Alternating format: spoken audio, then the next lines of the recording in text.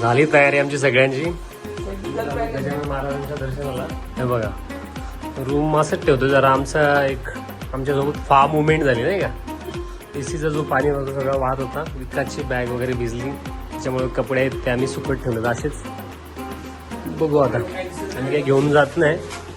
Bag वगैरे सगळं पाण्याची बॉटल वगैरे बिस्किट वगैरे पण इथेच ठेवतो. सगळं ठेवतोय. निघतो आता आम्ही गजानन महाराजांचं दर्शनाला. दाखवतो तुम्हाला कसं आहे. हे बघा हे जे हॉटेल होतं ना किंवा हे गेस्ट हाऊस टाईप आहे काहीतरी तिथे आम्ही थांबलेलो. चिंगेला खाली सांग आता पुढे काय करणार आहे आपण. आता आपण जाणार आहेत मंदिरामध्ये. नाश्ता केला ना. नाश्ता केला का. बघा इकडे कपडे सजत आहेत. घेतल्या चाव्या घेतल्या सजलोय. हा बघा जो मेन नाका आहे इथून मंदिराची एरिया सुरू होते ते हे असे साहित्य वगैरे विकायला आहे इथे भरपूर सारं.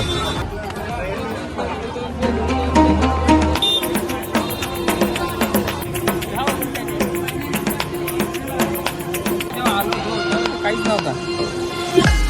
तर मग आम्ही चाललो आता नागगिरी टेम्पल. श्री गजानन महाराजांचं दर्शन वगैरे समाधीचं दर्शन वगैरे घेऊन आम्ही चाललोय. तिथे भोजनालय होतं महाभोजनालय. तिथे सुद्धा आम्ही जेवण केलं थोडं. आणि मग आता ही जी रिक्षा आहे त्यामध्ये आम्ही चाललोय.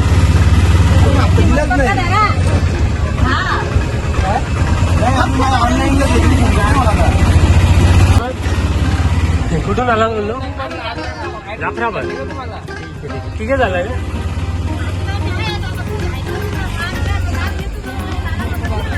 हो का. तुम्ही पण दोन्ही दर्शन करा.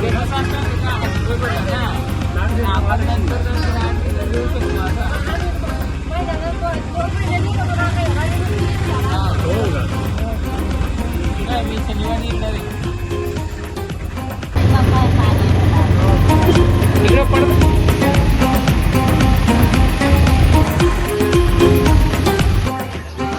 नागगिरी टेम्पल आहे तिथं आलोय आम्ही आता. जिथे गजानन महाराजांचे गुरूंचं मंदिर असं समजतात किंवा असं आहे. गजानन महाराजांच्या मंदिरामध्ये जाता क्षणी आम्हाला स्वच्छता, शिस्त आणि शांत असं भक्तिमय वातावरण बघायला मिळालं. दर्शनाला आम्हाला जवळजवळ 1.5 तास लागला. त्यानंतर आम्ही महाभोजनालयामध्ये गेलो आणि ते देखील करून झाल्यानंतर मंदिराबाहेर असलेलं अविस्मरणीय स्वच्छ आणि सुंदर असं आम्ही अंगण बघितलं. बाहेर किंवा आतमध्ये कुठल्याही प्रकारचं व्हिडिओ शूट किंवा फोटोशूट करायला सगळ्यांसाठीच बंदी आहे. सगळ्यांसाठी नियम सारखे आहेत. त्यानंतर आम्ही या ठिकाणी श्री गोमाजी महाराज यांचं मंदिर आहे जे गजानन महाराजांचे गुरु होते त्या ठिकाणी आलो. प्रवासादरम्यान आम्हाला ह्या 2-3 मावश्या मिळाल्या. कसा असते ना प्रवास देखील. अनोळखी माणूसही आपल्या ओळखीचा होऊन जातो.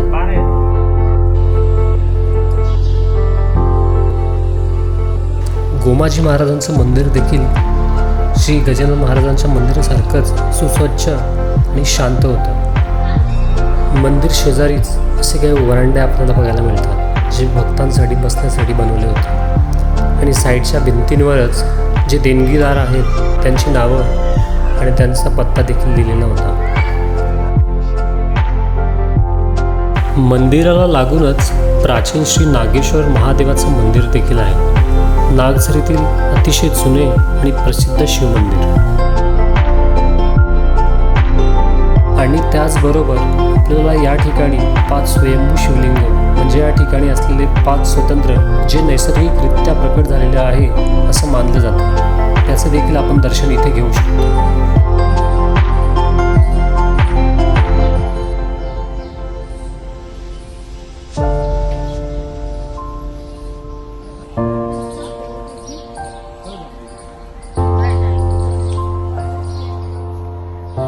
आता आम्ही आलोय महालक्ष्मी सिद्धपीठ. हे बघा, आता प्रवेशद्वार आहे त्याच्या आतमध्ये मंदिरं वगैरे आहेत आणि 12 लिंग आहेत. छोटे छोटे महादेवाची पिंड आहेत, ते पण बघणार आहेत. महालक्ष्मी मंदिर म्हणजे शेगावमधील नव्याने विकसित झालेले एक अतिशय सुंदर आणि प्रसिद्ध धार्मिक स्थळ आहे. मी जरा याबद्दल माहितीसाठी गुगलवर सर्च केलं तर डिसेंबर 2020मध्ये मतिमंद मुलांच्या निवासी शाळेच्या बांधकामासाठी या ठिकाणी खोदकाम चालू होतं आणि ते चालू असतानाच महालक्ष्मी देवीची स्वयंभू मूर्ती इथे सापडल्याचं मानले जाते. त्यानंतर इथे भव्य मंदिर उभारण्यात आलं आणि 27 जानेवारी 2023 रोजी या ठिकाणी प्राणप्रतिष्ठा करण्यात आली. आणि याच मंदिराच्या खाली एक भुयार बनलेला आहे, ज्या ठिकाणी आपल्याला बघायला मिळतात भारतामध्ये स्थायी असलेले 12 ज्योतिर्लिंग. बघा ना, आपण जर 12 ज्योतिर्लिंगांचं दर्शन घ्यायला गेलो तर कितीतरी वर्ष लागतील. पण या ठिकाणी सगळे 12 ज्योतिर्लिंग एकाच ठिकाणी बसवलेले आहेत. खूप प्रसन्न वाटलं या ठिकाणी आल्यानंतर.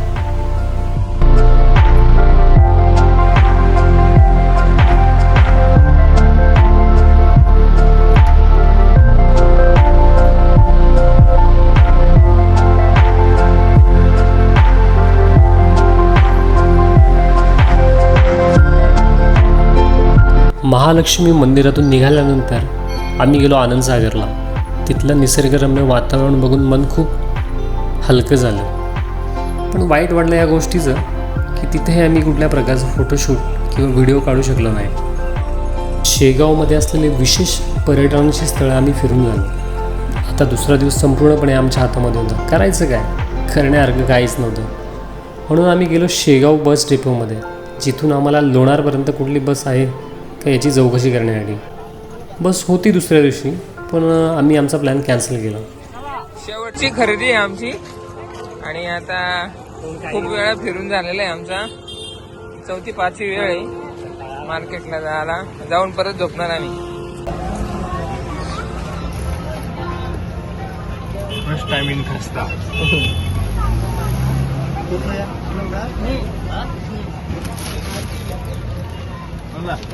खस्ताच नका फेमस करू, गाडीची फेमस करा. दादांची इच्छा म्हणून त्यांच्या गाडीचं एक शूट घेतलं. तुम्ही जर ही व्हिडिओ बघितली आणि कधी शेगावला गेलात तर नक्कीच या गाडीवर. राधाकृष्ण चाट सेंटर. मार्केट फिरत असताना आम्ही वारंवार बघत होतो पाणीपुरीची गाडी आणि त्याच्यावर एक विशेष गोष्ट दिसली, खस्ता. खस्ता म्हणून आमच्या मनामध्ये शब्द बसला की नक्की आहे काय, चला जाऊन बघूयात, ट्राय करूयात काय पदार्थ आहे, कसा बनतो, कशी टेस्ट आहे. म्हणून आम्ही या गाडीवर आलो. आम्ही बघत होतो 2-3 दिवस झाले, काय आहे ट्राय करून बघावं.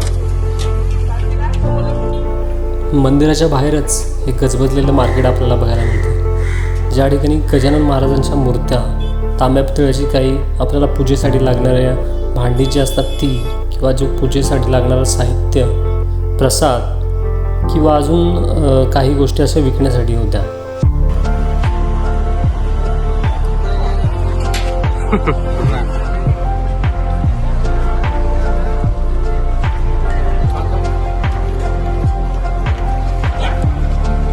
चला एक एक पाहू.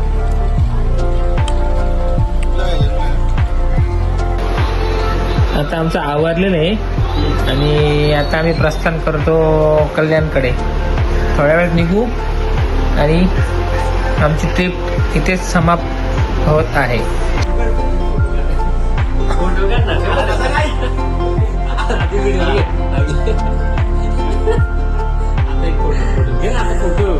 वेळ झाली होती आता रूम सोडायची.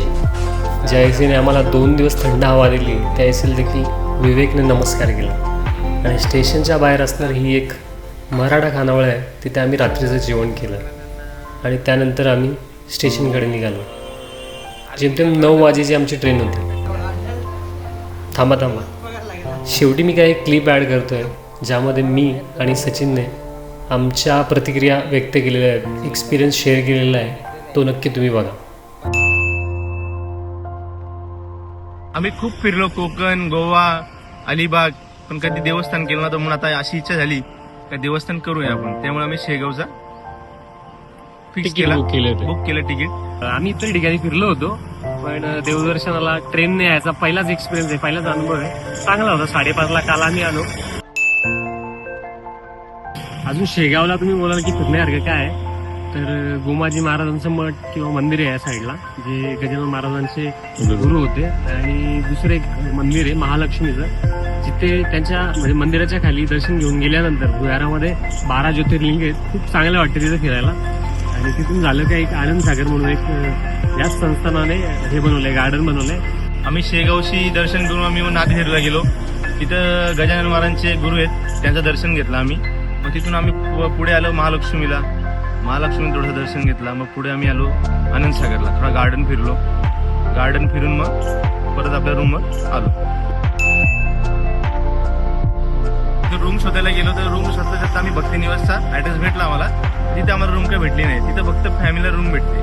मग आमच्यासारख्या पोरांनी रूम घ्यायची नाही काय कुठे. भक्त निवासला गेलो, तर तिथे गेल्यावर समजलं की रूम वगैरे फुल आहेत. आणि असं पण होतं की फक्त फॅमिलीलाच ते रूम देतात. असं मित्र किंवा फ्रेंड सर्कल जर आलो आपण तर आपण ते रूम देत नाही.